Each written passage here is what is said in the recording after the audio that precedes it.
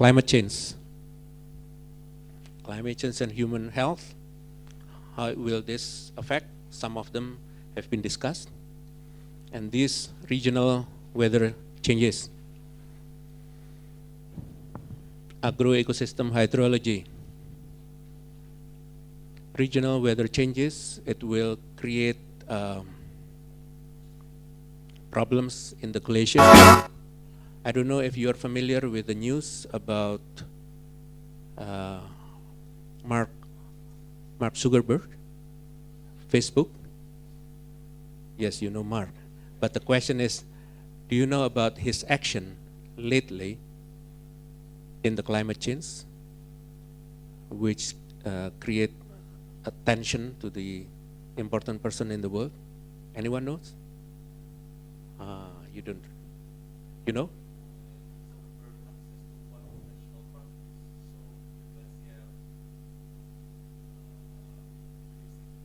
Yes. He was prevented to visit Montana National Park in the US by the President Trump because Montana National Park shows the impact of the climate change to the glacier. Very real. And one of the polling in one of the states in the US, I don't remember the name of the state, Arizona or something, for the polling about the future president of the United States, Trump versus Mark, and it's about 40 to 40.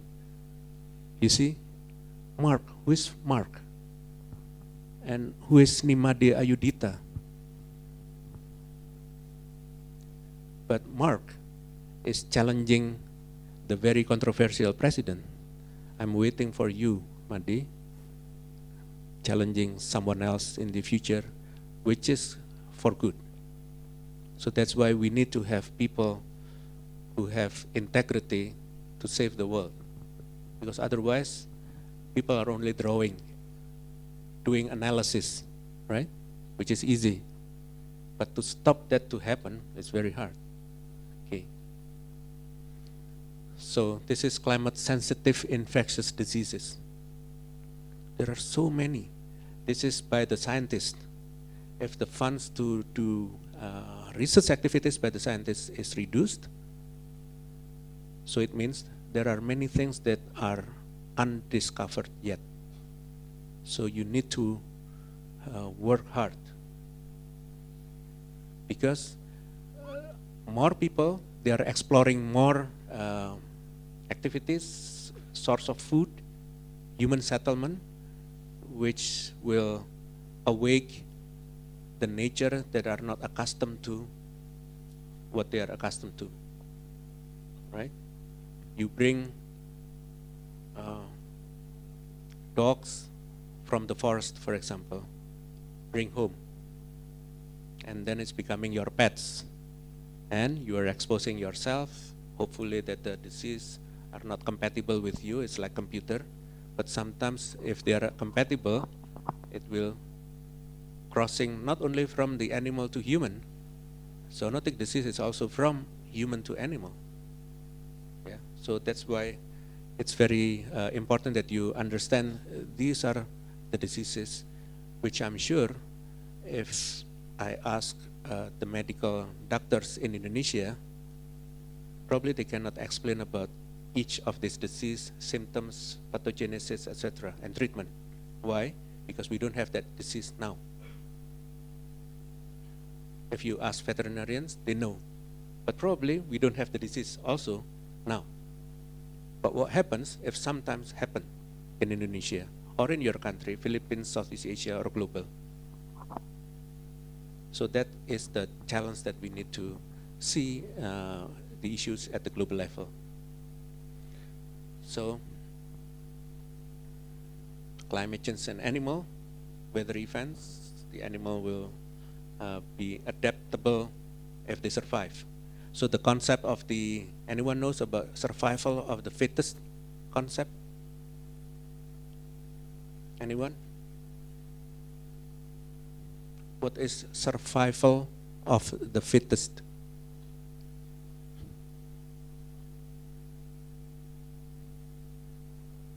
No? No one Anyone knows? The one who is fit is going to be survive. The one who is not fitting to the environment, society, will not survive. If you have trillions of mosquitoes and you kill them, millions of them, of course you can kill millions of them. But some who are survive, it's like human beings. They are beings. They are adaptable to the environment, they adapt to the situations, and they can survive even in the harsh environment. It's like human. But if there are many of those, you can imagine it's very difficult to control even one of them who bring the virus called dengue, because they can fly. You cannot catch them. Okay? So these are the relations about the climate change, biodiversity loss, human health, freshwater decline, etc., land degradations, which affect the human health, which affect, this is human-centric, right? What about animal health? What about environmental health? What about, now the new concept is planetary health. So the issue is, this is global issues. And you are part of the global society. Even you don't have, or you have not had any opportunities to go overseas, but using the social media, you're surfing to the world, right? You are everywhere. If you don't sleep 24 hours, you are everywhere. You can communicate with anyone in the world, basically, who can speak English. If you speak French, you speak Spanish, etc., you open your opportunities to communicate with people. That's globalization. It means that every time, in this table, probably most are Indonesians. But basically, you have opportunity to work with the networks of Indohun or Sihun in Africa, etc. But you don't do it up to now. Why? Because you are not exposed to, you are not familiar to, and hopefully now, with the exposing your mind, so that you will see the opportunity. Because many people probably will think like you. But if you never check, if you don't make friends, you will not get it. Okay? So let's listen to this global leader, whether you like it or not. He is the leader now. And see how his view about global issues, which is very, this is an evidence, and we have to work or to live with. We're in Miami Beach, a place you're familiar with, right, where the city has just spent millions of dollars to lift the roads and the sidewalks, to raise them because of the rising sea levels. You've called climate change a hoax. I'm wondering if you think, as a builder and someone who knows infrastructure, did Miami Beach waste its money? Well, I'm not a big believer in man-made climate change. There could be some impact, but I don't believe it's a devastating impact. I am a huge believer in clean water and clean air, crystal clean water and air. I'm a very big believer in that, and we have a lot to do with that, keeping our water clean, keeping our air clean. But no, I would say that it goes up, it goes down. I think it's very much like this over the years. We'll see what happens. I mean, we'll see what happens. Maybe you and I, even you, as young as you are, you won't be around to see. But certainly climate has changed, but they used to call it global warming. They've had many different, they call it extreme weather. They always change the name to encapsulate everything. The problem we have is our businesses are suffering. Our businesses are unable to compete in this country because other countries aren't being forced to do what our businesses are being forced to do. And it makes us non-competitive, which is something that I feel very strongly about. And I feel that it puts us at a great economic disadvantage for jobs and other things. You mean because of environmental regulations? Well, they have so many environmental regulations that you go to other countries where they don't have that. It puts us at a tremendous disadvantage. So those regulations that are in place here, are they necessary? Well, not all of them, no. Not all regulations. If you look at what's happening in the energy industry, if you look at what's happening to certain industries, they're being made to be non-competitive. I mean, they've taken everything out of them, and they have so many regulations they can't breathe. They have people that handle nothing but regulations. No, I think I meant more the ones about the rising seas that are being put in place here by the local governments to deal with these. Well, look, I mean, I think local government, if they feel that way, they should do it. I mean, if the local government feels that way, they should do it. If they're doing the roads and if they want to make them higher, I think that's probably not the worst thing I've ever heard, if you're going to do them anyway. But, you know, you have a change in weather patterns, and you've had it for many years. You know, many years ago, I believe it was in the 1920s, they talked about the phenomena of global cooling. They thought the planet was getting cooler. Now they think the planet is getting warmer. And I have a feeling it's sort of this. But nobody knows for sure. Nobody knows for sure. But I do say this, we have to be careful, because our companies are being put at tremendous disadvantage in terms of the world markets. Okay, so let's do business. Do business and business and business and business, because we have to make our society, our people wealthy, and do business and do business. But at the same time, the carrying capacity of the world is so limited. If we can have more planets to live in, probably that's fine.